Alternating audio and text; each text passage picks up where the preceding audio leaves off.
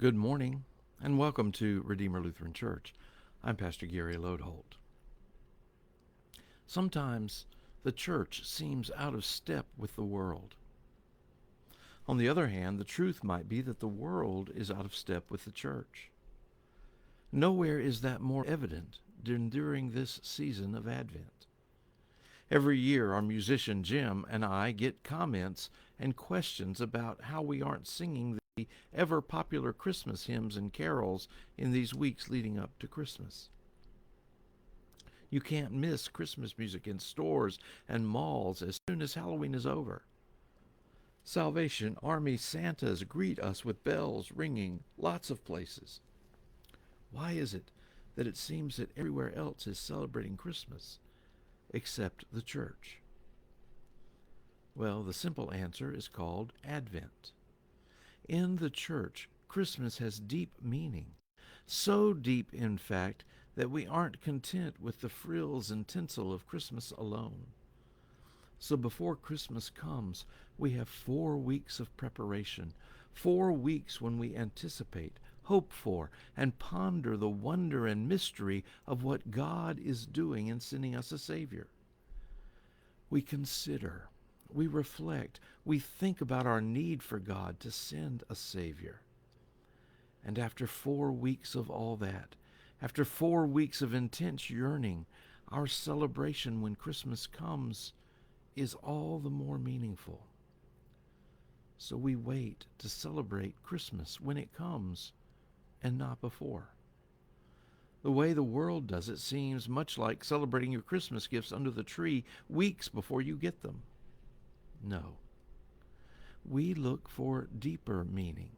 And then when Christmas comes, it's not over that afternoon, but rather we spend the next 2 weeks in joy and celebration over God's gift.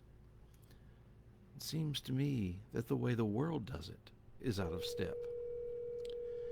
Anyway, that's why we don't sing Christmas carols before Christmas. On the other hand, what we do sing are Advent hymns. Now, you might not know them as well as Christmas carols, but they speak deeply of the hope of a Savior, of the wonder of all that God is doing, and of our need for God to send Jesus to us. So for the next 2 weeks, we are going to look at the text of some Advent hymns that help us look forward in hope. There's just one more thing to say as we prepare to dig in. Our normal hymnal is the ELW, or Evangelical Lutheran Worship Book, and five of our hymns, not all five of our hymns will come from there. And while you may not know them as well as Christmas carols, you will likely at least be familiar with them and perhaps recognize them. But we also have a new hymnal supplement called All Creation Sings, and I'm going to sprinkle in 5 Advent hymns from there too, and you probably won't know those. However, one of the real gifts of this supplement is that the text will be more modern and will speak to us in profound ways that some of the older hymns perhaps can't. So let's get started. Today's hymn is one of the ones you will know, called Awake, Awake, and Greet the New Morn. And the title says something important right away. There's an exclamation point after the first awake to indicate both the urgency and excitement of what's happening. God is doing something. Rouse from the lethargy and inertia of life and take notice. That first verse says, Awake, awake, and greet the new morn, for angels herald its dawning. Sing out your joy, for soon he is born. Behold, the child of our longing. Come as a baby, weak and poor, to bring all hearts together. He opens wide the heavenly door and lives now inside us forever. And while this verse talks openly of the birth of Jesus, it quickly moves on to talk about the work of Christ that we so desperately need, to bring hearts together in our divided world, to bring us grace that opens heaven's door to us, and to live inside us and fill us with peace. Verse 2 goes on. To us, to all in sorrow and fear, Emmanuel comes a-singing. His humble song is quiet and near, yet fills the earth with its ringing. Music to heal the broken soul, and hymns of loving kindness. The thunder of his anthems roll, to shatter all hatred and blindness. And once again, this hymn speaks of our need for Christ to come, and how our broken world is set right when he does. Into our sorrow and fear, Jesus comes singing. And if you think about it, we don't usually sing when we are sorrowful or fearful. But the coming of Jesus dispels all that. It's just what we need. His song of love heals broken souls and shatters hatred and blindness. In our world today, that's just what we need. Verse 3 speaks of the remarkable transformation of our world.